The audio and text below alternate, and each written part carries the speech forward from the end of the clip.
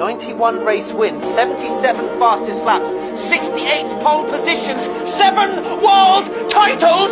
Who are you? Perfection. Determined. The target. A hero.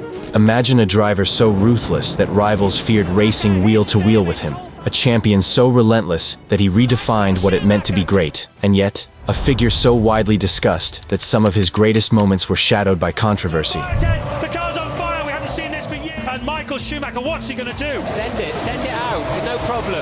It's only a bit on the surface, that's fine. That was Michael Schumacher, 7-time world champion.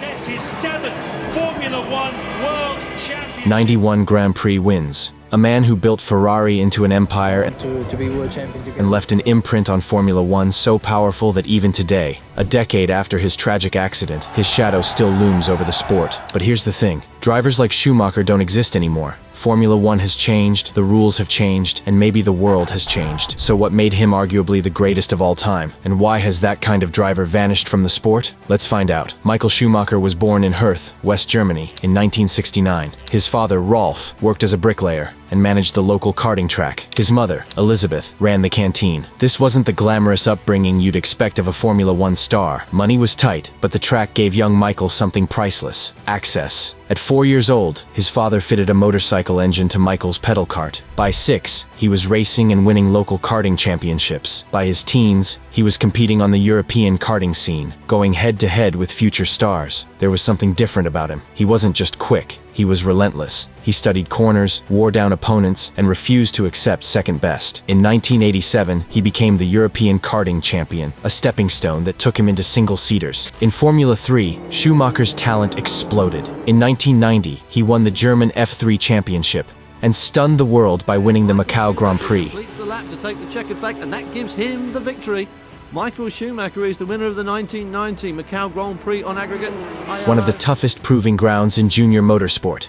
It was the clearest sign yet that Germany had found its next Formula One superstar. In 1991, Schumacher got his break. Jordan needed a stand-in driver for the Belgian Grand Prix. Michael qualified 7th, an outrageous result for a rookie in an uncompetitive car. The race ended early with a clutch failure, but by then, the paddock was buzzing. Flavio Briatore, then leading Benetton, wasted no time in signing Schumacher after that dazzling debut. Just a year later, 23 years old, the youngest Grand Prix winner for a long, long time.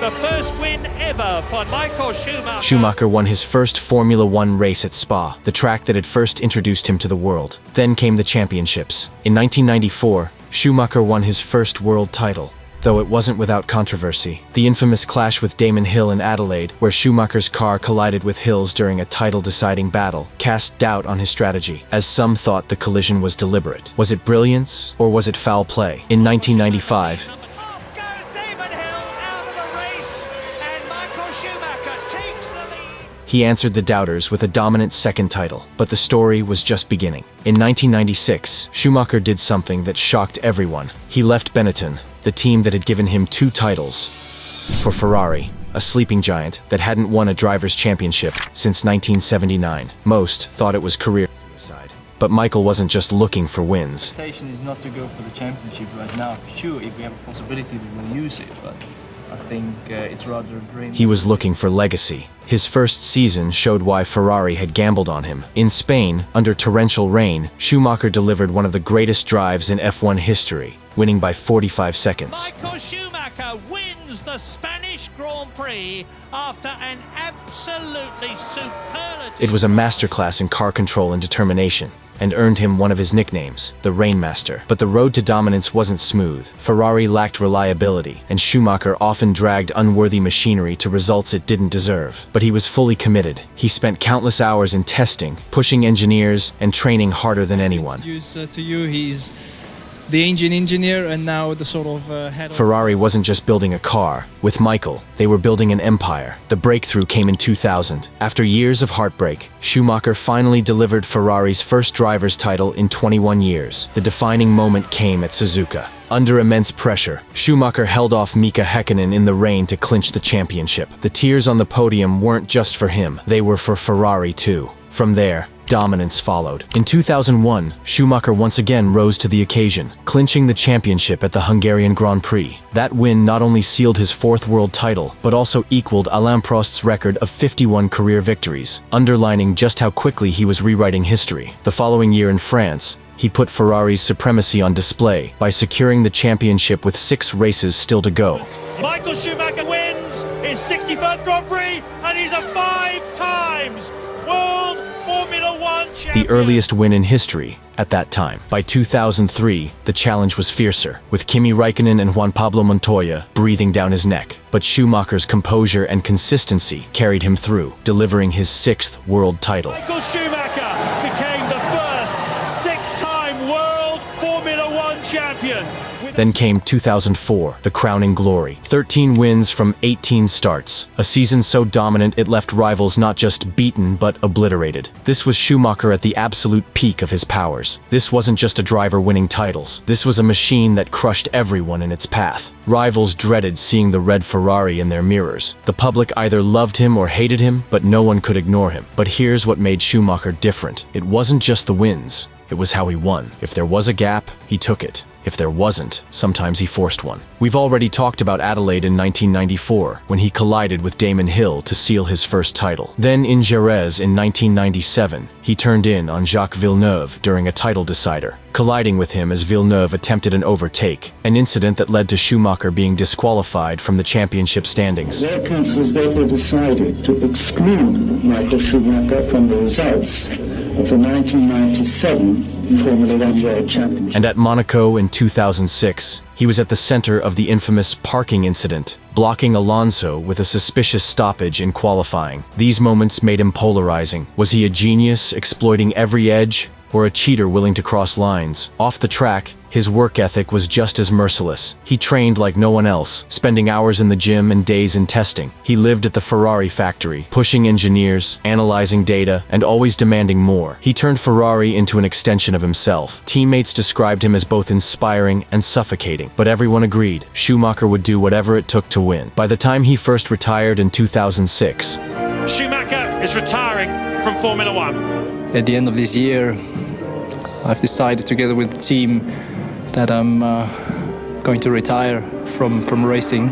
Schumacher had rewritten the record books, 7 world championships, a record untouched until Lewis Hamilton tied it more than a decade later. 91 race wins, 68 pole positions, 155 podiums, and Ferrari's dynasty, 5 straight drivers' titles, 6 straight constructors. But numbers don't capture his aura. He made winning look inevitable. He broke rivals psychologically, and he turned Ferrari from an underdog into the most feared team in the world. That's why, even today, when you think Ferrari, you think Schumacher. Retirement didn't stick. In 2010, Schumacher returned with Mercedes.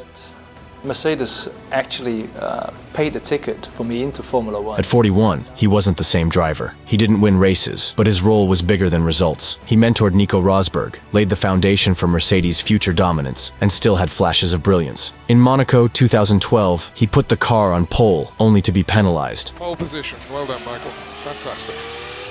But it was a reminder, the speed was still there. By 2012, he stepped away for good. The chapter had closed, or so it seemed. December 29th, 2013, Michael Schumacher was skiing with his son in the French Alps. He went off-piste, hit a rock hidden beneath the snow, and suffered a traumatic brain injury. The world froze. The greatest driver of his generation, a man who had survived decades at 200 miles per hour, was fighting for his life after a freak accident on snow. He was placed in a medically induced coma. Head trauma, a serious head trauma with a coma. And after 6 months, returned home for private care. Since then, details have been scarce. His family has guarded his privacy fiercely. We know little, only that he continues to receive round-the-clock treatment. The silence has only deepened his legend. Schumacher became not just a racer, but a myth, a figure frozen in time. So, why don't we see drivers like Schumacher anymore? Why has that kind of fight disappeared? Part of it is the sport itself. Modern Formula One is tightly regulated. Testing is limited. Simulations and data analysis leave less room for a driver's raw edge. Aggressive moves are punished by strict stewarding. What Schumacher got away with in the 90s and 2000s would earn race bans today. Part of it is also the image. Drivers today are brands. Every word, every move is PR trained and sponsor approved, and part of it is safety. Schumacher raced in an era where danger was still real, where risk bred heroes. Today's cars are safer, crashes more survivable. That's a good thing, but it changes how legends are made. Michael Schumacher was truly the last of a breed, flawed, fearless, and unforgettable.